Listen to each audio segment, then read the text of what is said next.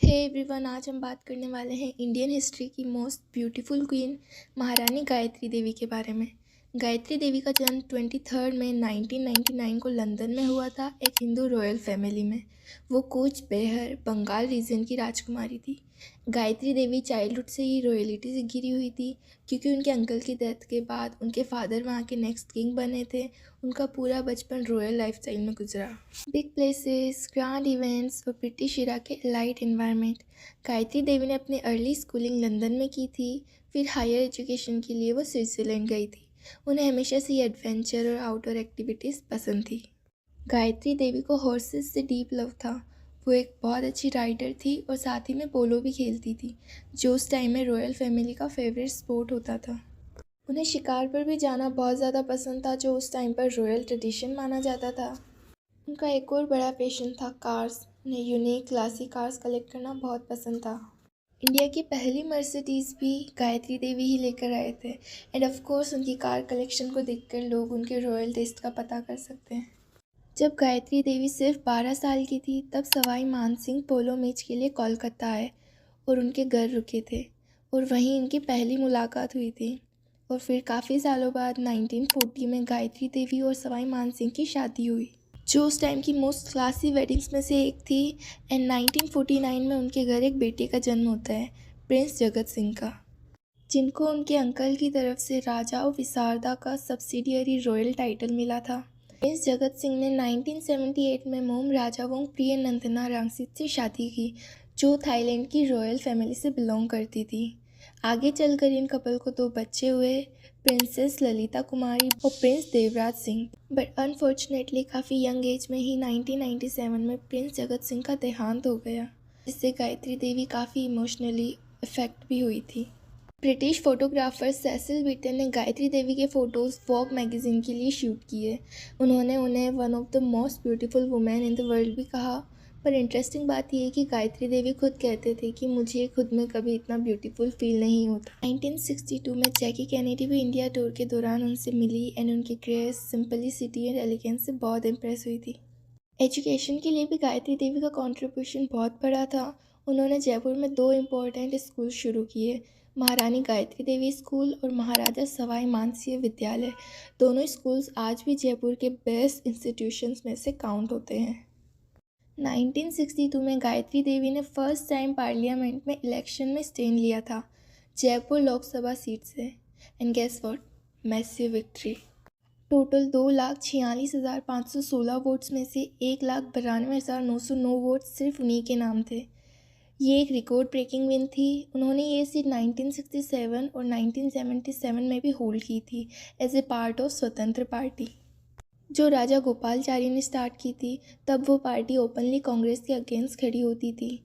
इन 1961 जब गायत्री देवी की मुलाकात पीएम लाल बहादुर शास्त्री से हुई थी, तो उन्हें पीएम ने कांग्रेस ज्वाइन करने को ऑफ़र किया। और तो और उनके हस्बैंड को स्पेन का एम्बेसडर बनाया जा रहा था। फिर भी गायत्री देवी ने साफ साफ मना कर दिया। वो अपने प्रिंसिपल्स पर खड़ी रही। 1967 में स्वतंत्र पार्टी ने जनसंघ भैरव सिंह शेखावत की लीड के साथ अलायंस बनाया, और इलेक्शन में अलायंस ने काफ़ी सीटें जीती।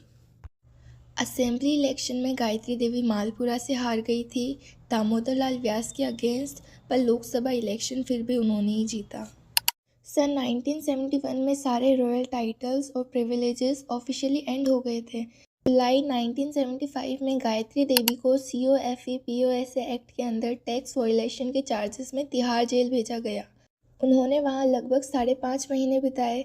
इसके बाद उन्होंने पॉलिटिक्स से ऑफिशियली एग्जिट ले लिया था। 1976 में उनकी एक biography I, a princess remembers, जो संत राम राव ने लिखी थी।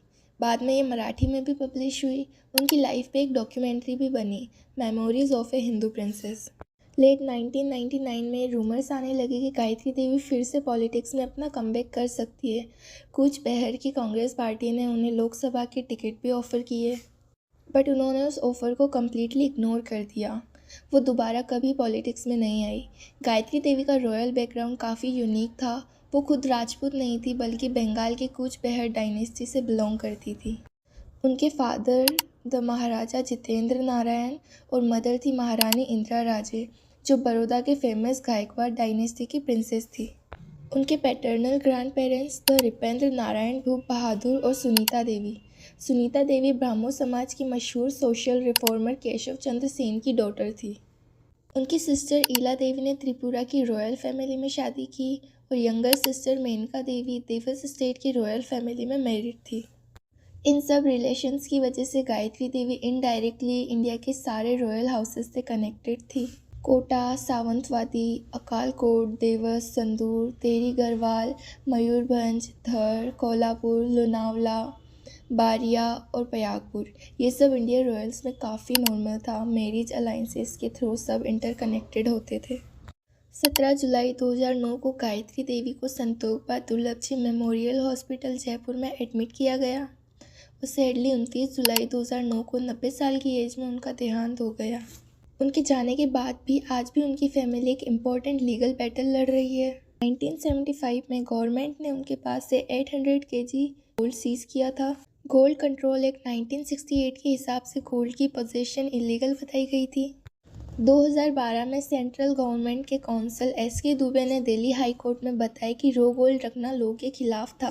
पहले उनकी फैमिली पर 1.5 करोड़ का फाइन लगाया गया, जो बाद में रिड्यूस होकर 80 लाख हो गया।